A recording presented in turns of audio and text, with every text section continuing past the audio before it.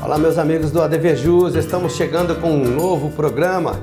Inicialmente quero te agradecer por me acompanhar sempre aqui na TV, RP Canal 9 da NET, nas redes sociais, Face, Instagram, LinkedIn. Muito obrigado da sua preferência, da sua audiência, ok? Você vai ver no ADV Jus TV de hoje, ADV Jus Notícia Jurídica, ADV Especial, Marketing Jurídico, Vocabulário Jurídico, ADV Jus Entrevista Sala de Visitas do ADV Jus e Momento Divino. Tudo isso e muito mais agora aqui no ADV Jus. Fique aqui.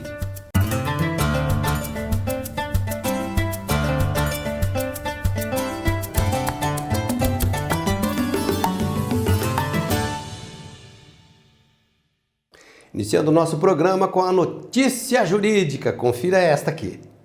Notícia jurídica. Penhora anterior não compromete a alienação de imóvel prevista em recuperação. A penhora registrada em data anterior não impede a alienação do imóvel prevista em plano de recuperação judicial, quando a constrição tiver sido autorizada por juízo comum. Decisão unânime da terceira turma do STJ. Portanto, a penhora, para ser válida, deve ser determinada pelo juízo recuperacional, conforme interpretação em sentido contrário da súmula 480. ADV Especial. Confira.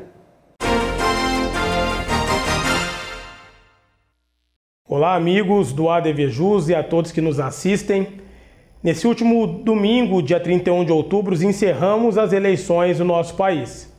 E diante do inconformismo de alguns com os resultados das eleições, houve certas manifestações, piadas, notadamente contra o povo nordestino, cuja região votou em sua maioria a favor do presidente eleito. Mas o que muitos não sabem, talvez, é que essas piadas ou manifestações contra o povo nordestino podem ser, sim, considerados atos de xenofobia e, portanto, passível de uma punição. O artigo 1º da Lei 7.716 de 89 diz que serão punidos, na forma desta lei, os crimes resultantes de discriminação ou preconceito de raça, cor, etnia, religião ou procedência nacional. E o artigo 20 dessa mesma lei assegura que praticar, induzir ou incitar discriminação ou preconceito de raça, cor, etnia, religião ou procedência nacional é crime com pena de reclusão de 1 a 3 anos, além também da pena de multa, E o nosso Código Penal, lá no artigo 140, parágrafo 3º, quanto ao crime de injúria, ele diz que a utilização de elementos referentes à raça, cor, etnia, religião ou origem também pode ser punido com pena de reclusão de 1 a 3 anos e mais a pena de multa. A xenofobia, portanto, ela é crime e, do ponto de vista civil, pode gerar até mesmo uma indenização à pessoa eventualmente ofendida. É importante não confundir a liberdade de expressão, garantida na nossa Constituição, com a ofensa, a aversão, a hostilidade ou o ódio contra pessoas, através da manifestação, principalmente nas redes sociais, em razão da sua origem. Nós vivemos num país de pluralidade, todos os ideais, todas as ideias devem ser respeitadas. O voto é militância política também, E no atual contexto, assim, o desrespeito pode configurar crime. Agradecemos a sua audiência, nos despedimos e até o nosso próximo encontro aqui no ADV Jus. Vamos testar nossos conhecimentos. Vocabulário jurídico. Veja, qual nome se dá ao autor da ação penal privada? Quem sabe? Eu tenho certeza que a maioria sabe, É um tema bastante interessante e as pessoas evidentemente sabem a resposta. Quem não se lembra, no intervalinho, vamos refrescar a memória. Mais um ADV especial aqui no ADV Jus TV. Confira. Olá, meus amigos do ADV Jus. Hoje vou falar sobre um assunto diferente, herança digital. Um tema novo, sem regulamentação nacional, porém discutido por todo o mundo. Os bens digitais podem ser configurados como todos aqueles conteúdos constantes na web, na internet, passíveis ou não de valorização econômica, que proporcionam alguma utilidade para o seu titular. Eles podem ser divididos em 3 espécies. A primeira, os bens digitais patrimoniais, a segunda, os bens digitais existenciais e a terceira, os bens digitais híbridos. Os chamados bens digitais incluem situações jurídicas patrimoniais, situações jurídicas existenciais e aquelas que tocam interesses patrimoniais existenciais. Em virtude disso, a eles não se pode aplicar o mesmo regime jurídico destinado à sucessão patrimonial pós-mortem, pois os interesses existenciais que importam. Ativos digitais como criptomoedas, milhas aéreas, contas comerciais em redes sociais são exemplos de bens incorpóreos de agregado valor econômico que são passíveis de transmissão sucessória após a morte do usuário titular. Há outros bens digitais que, embora relevantes, para o titular quando vivo, não carregam qualquer valor econômico, como é o caso do conjunto de mensagens particulares não comerciais trocadas entre usuários da internet, da web. Os dados pessoais integram o corpo virtual ou eletrônico, repercutindo uma proteção jurídica própria, assim como as mensagens não são comerciais, fotos e vídeos privados. Conquanto não sejam transmissíveis por sucessão, podem ser objeto de disposição testamentária não patrimonial, em especial quanto a algumas de suas consequências jurídicas. Entende-se que a pessoa do titular é quem cabe decidir, no exercício da sua autodeterminação, quanto ao destino desses bens e interesses após a sua morte, rejeitada a esfera jurídica de terceiros. Na eventualidade de o titular falecer sem deixar manifestação quanto à transferência desses bens digitais existenciais, há que se garantir a morte do corpo virtual. Não há regulamentação específica quanto ao destino desses bens digitais, mas as normas gerais do direito das sucessões afastam a transmissibilidade dos interesses afetos ao direito da personalidade. Por hoje é só, nos vemos em breve. Um grande abraço e até logo. Nós vamos fazer um ligeiro break, um intervalinho. Voltamos na sequência. Fique aqui. Arcângelo Imóveis. Venda, locação e administração. Compromisso e confiança. Arcângelo Imóveis. Top Agência de Marketing Digital Jurídico. Gestão de redes sociais. Identidade visual. Vídeos. Contate-nos. Se dá ao autor da ação penal privada. Ao autor da ação penal privada se usa o termo querelante.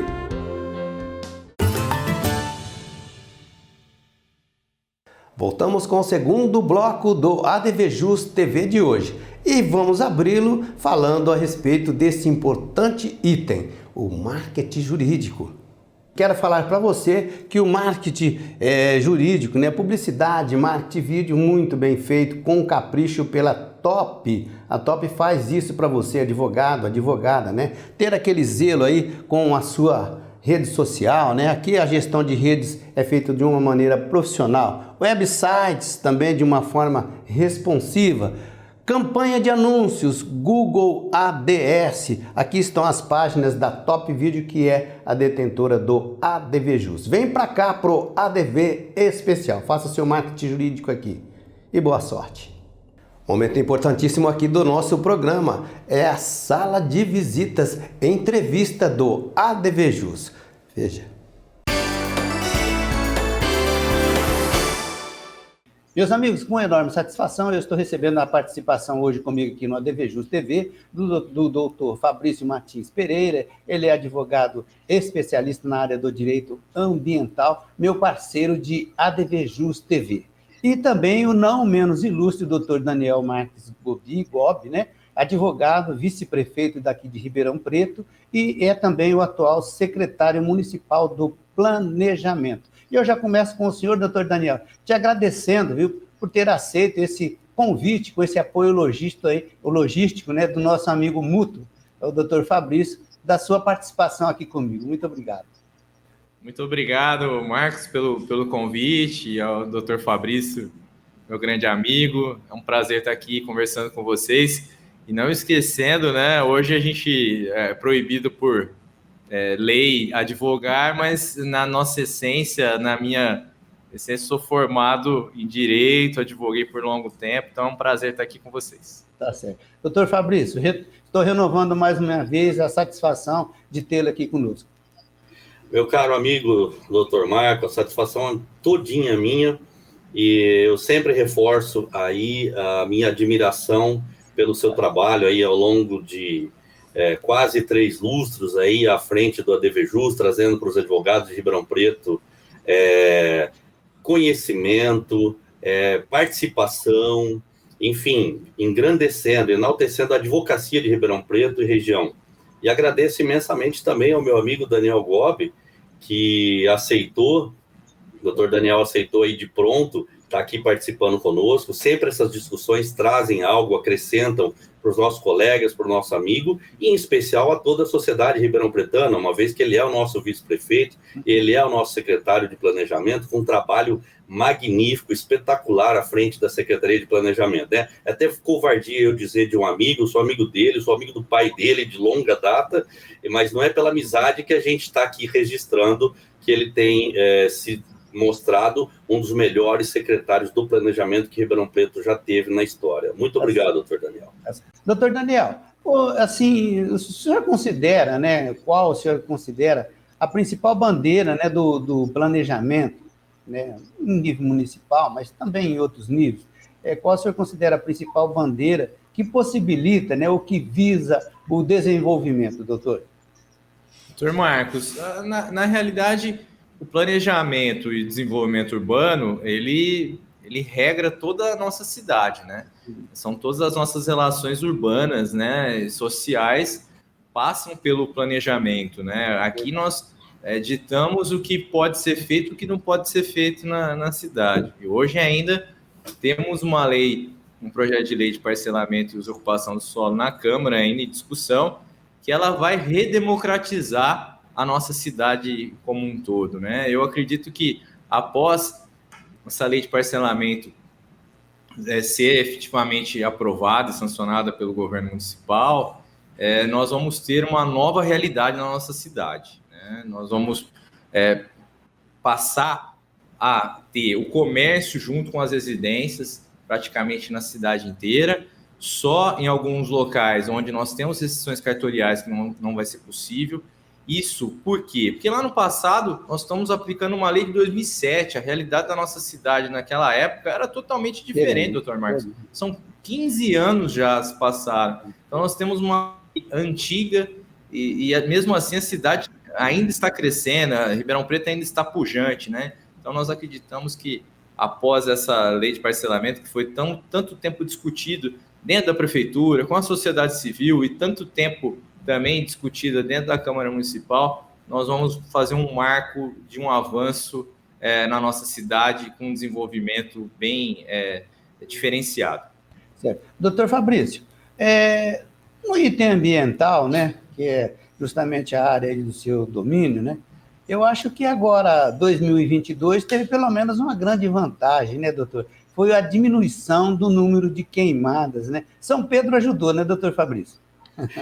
Sem sombra de dúvida, as condições climáticas sempre fazem, né? Eu gostaria até de deixar aqui registrado, meu caro, que eu tive participação representando a 12ª subseção da OAB de Ribeirão Preto no Comitê de Bacia do Rio Pardo, durante 10 anos seguidos, em 3 mandatos aqui de Ribeirão Preto, e nessa época o Nivaldo, pai do Dr. Daniel Gobi, grande amigo nosso, participava ali também, representando a sociedade civil, tivemos juntos ali. E os ambientalistas sempre lutaram muito, primeiramente, né, para extinção da queima como método de espalhador da cana, né? E tanto que foi promulgada a legislação no Estado de São Paulo que estabeleceu a diminuição para a colocação de áreas agricultáveis até a extinção total da queima, que hoje nós já vivemos dentro desse ambiente, né? Então nós temos aí mais ou menos 20 anos de uma conquista que significa muito para toda a eternidade. E, independentemente disso, né, hoje o agricultor em Ribeirão Preto, na região, eu digo de uma forma geral, né, mas onde a gente conhece, embora a gente tenha contato com agricultores também, em outros estados que são pujantes, como Mato Grosso, Goiás, Tocantins, o Paraná, enfim, quando há uma produção agrícola que existe a possibilidade de grandes incêndios, geralmente se mantém brigadas de incêndio e etc. E a consciência social, ambiental, ela veio ao produtor agrícola, ao empresário do campo, eu costumo dizer, né? Porque ele sabe muito bem que ele será responsabilizado dentro da sua propriedade por queimadas. Então, temos as condições climáticas, mas nós temos também, hoje, combates a incêndios feitos pelos próprios agricultores. Isso é muito positivo. Doutor, por tudo que a gente está ouvindo, né? A gente está tomando conhecimento. Você não acha que nesse momento, justamente nessa data que eu me reportei, o Brasil está se passando aí por um momento sui generis? Olha, doutor Marcos, eu estava falando nos bastidores aqui do vídeo, né? Eu, particularmente, declarei meu voto, né, nas minhas redes sociais, então não é mentira, eu votei no presidente Jair Bolsonaro, mas a primeira coisa que a gente ensina para os nossos filhos é aprender a perder. Acho que agora é a hora antes de ser partidário de A, B ou C, eu acho que a gente quer o melhor para o nosso país, quer o melhor para o nosso estado, o melhor para a nossa cidade. Daqui para diante, a gente só não quer, a gente acredita nos meios de controle, a gente acredita no Ministério Público, a gente acredita no Tribunal de Contas da União, a gente acredita que o Congresso esteja um Congresso mais equilibrado no próximo ano. Então, daqui para frente acreditar que o governo do presidente Lula seja um governo democrático, um governo progressista e que tenha o efetivo melhora da vida da população, né? Eu, como um democrata, não posso aplaudir parada de caminhão na rua. Isso, para mim, é a coisa mais abominável do mundo. Eu não concordo com a tese de que urna eletrônica não serve, porque senão também a eleição que eu fui candidato aqui, que nós ganhamos para prefeito e vice-prefeito, também eu vou colocar em dúvida. Eu sei o tanto quanto foi difícil. Então, eu acho que está na hora da gente abaixar o tom e olhar para frente, e que nosso país é muito, muito rico, a gente é um grande produtor mundial aí de alimento, e o mundo precisa da gente. Vamos seguir em frente, acreditar que o próximo governo vai ser diferente e enfim, é o que eu tenho a dizer. É surreal a gente ver esses bloqueios nas ruas do Brasil afora, né? Evidente. Doutor Fabrício, a gente, como advogado, legalista que somos, né, a gente acredita mesmo na democracia, na legalidade, né, que eu acabei de falar, mas o senhor sabe que teve muito assunto aí, muitos que afirmaram que os acontecimentos que culminaram aí com o resultado final das eleições presidenciais foi obtido por um tipo de um establishment, né, quer dizer, um conjunto de coisas que acabaram culminando depois, no final de contas, com a eleição que está tendo esse tipo de talvez não aceitação.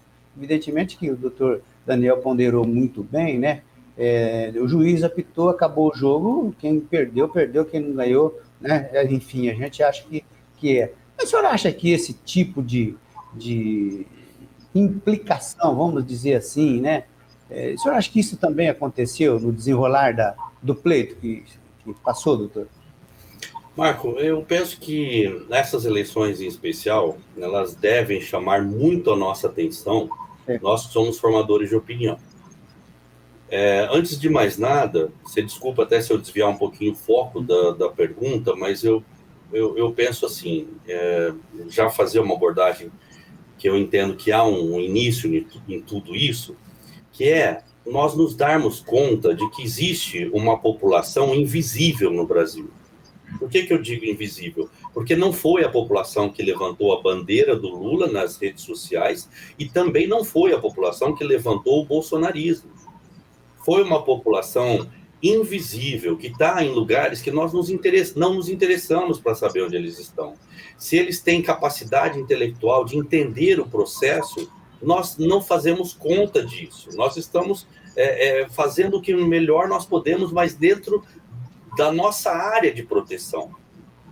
Essas pessoas, Ribeirão Preto teve 40% dos votos válidos ao Lula.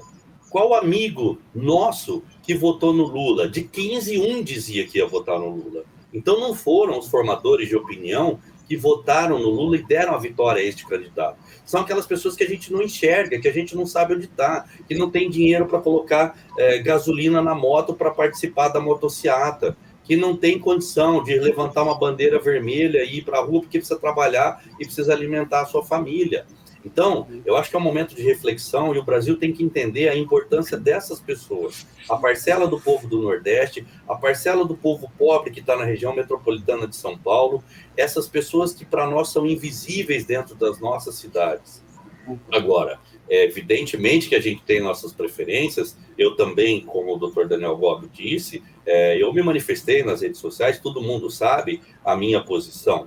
É óbvio que feliz, não tem como a gente dizer que está com o resultado das eleições, mas nós temos que entender que este é o processo democrático, nós temos uma Constituição Federal, nós definimos estar num país que existe uma república, num país democrático de direito, e o direito tem que prevalecer. Mas nós tivemos ministros de órgãos importantes que promoveram uma disparidade nessa eleição, porque o ministro proibiu a Jovem Pan de noticiar a verdade, porque proibiu aquilo de acontecer. E eu concordo que realmente foi muito difícil para o candidato Bolsonaro levar a candidatura dele a cabo nessas eleições, pelo tanto que ele foi atrapalhado, a minha opinião pessoal.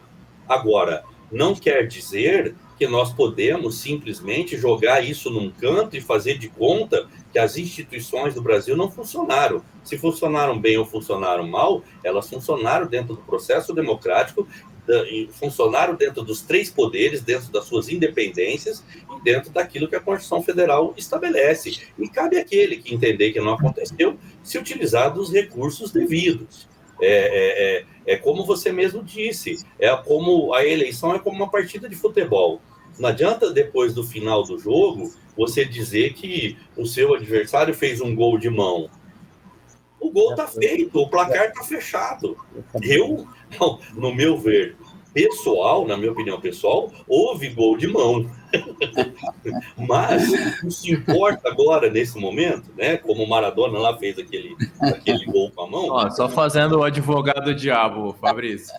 Mas o Bolsonaro também teve o uso da máquina, né? Os R$600 do Auxílio Brasil. Então, eu acho que no final teve 2 gols de mão, né? Vamos serenar. Mas veja bem, doutor Daniel, o Bolsonaro usou sim a máquina em seu favor para reeleger, como eu nunca vi nenhum político deixar de usar a máquina para reeleger no nosso país. É uma praxe, né? Não que algo comum deva continuar acontecendo, mas é algo que não traz surpresa para nós. Agora, o ministro-presidente do TSE determinar a pessoas comuns da população que não manifestem o seu pensamento, isso para mim é muito grave. O doutor Fabrício, na verdade é o seguinte, nós estamos chegando infelizmente aqui no nosso bate-papo jurídico, e já começo agradecendo vocês dois. Eu tenho uma preocupação, sabe? Eu acho que eu estou no meio do doutor Fabrício e do doutor Daniel, sabe? Assim, eu achei o doutor Daniel um pouquinho mais progressista e o doutor Fabrício um pouquinho mais conservador, mas você sabe uma única preocupação que me ronda, assim, nos meus dias, nas minhas noites, aí, é assim, que a gente necessita, né? Nós aqui de Ribeirão Preto, nós do estado pujante de São Paulo, né? Onde indústrias se estabelecem, onde prestadores grandes aí de serviços também, eles necessitam de uma coisa que se chama segurança jurídica. A gente vai ter, doutor, em breves palavras, doutor Daniel, para a gente encerrar o ADV Justo TV de hoje, a mesma pergunta depois para o doutor Fabrício, por favor.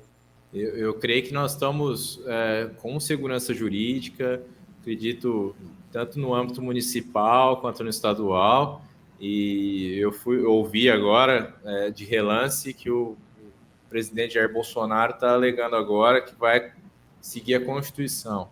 Então, isso até me acalmou meu coração aqui. Eu acho que é um dever dele com a nossa nação, que a gente acalme os ânimos. Eleição é de 2 em 2 anos, acontece, e no momento oportuno a gente vai discutir as novas eleições. Eu acho que o presidente tem que sair de cena agora, se for o caso, fazer oposição da forma que lhe couber, de forma partidária, e assim que é o modo democrático que a gente tanto brigou, né? Meu caro, eu só deixar assim, muito claro a minha manifestação. É óbvio que eu registrei a minha indignação com relação à censura colocada pelo TSE nessas eleições, mas com toda certeza eu comungo nessa parte com as ideias do Dr. Daniel Gobi. A população mais carente, né, que justamente eu falei a respeito dela aqui no começo da nossa discussão política, né, é a população invisível que definiu essas eleições de 2022. Nós temos sim que fazer tudo o que tiver ao nosso alcance para que haja segurança jurídica, porque quando há segurança jurídica no país, a previsibilidade daquele direcionamento dos serviços públicos a essa população mais carente, ela se torna mais evidente. Então, apesar dos meus protestos, eu também sou absolutamente contrário a colocar caminhão, carreta nas ruas. Eu acreditava que o presidente Bolsonaro fosse efetivamente dar essa declaração que ele vai respeitar o processo eleitoral como tem que ser respeitado. E ele próprio, eu no lugar dele, eu faria de tudo para o bem da nossa nação, que ele pode fazer.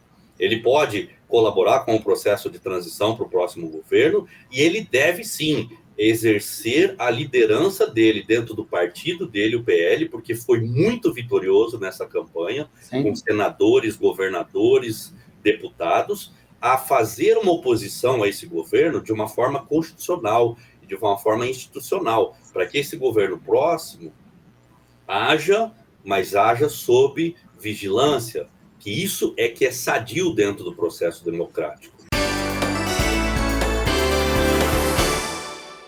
Legal demais, principalmente quando chegamos nesse momento que eu sempre digo a mesma coisa, gosto muito, momento divino, veja aí. Vinho tinto Vinia. O seu olfato possui aromas e frutos vermelhos, menta, especiarias, baunilha e madeira. O seu paladar possui corpo suave, taninos suaves, mas presentes, uvas, castelão e aragonês, produzido na região da Península de Setúbal, Portugal. Sua harmonização, ele é ideal para acompanhar carnes vermelhas e brancas. Uma delícia, experimentem. Tchim, tchim.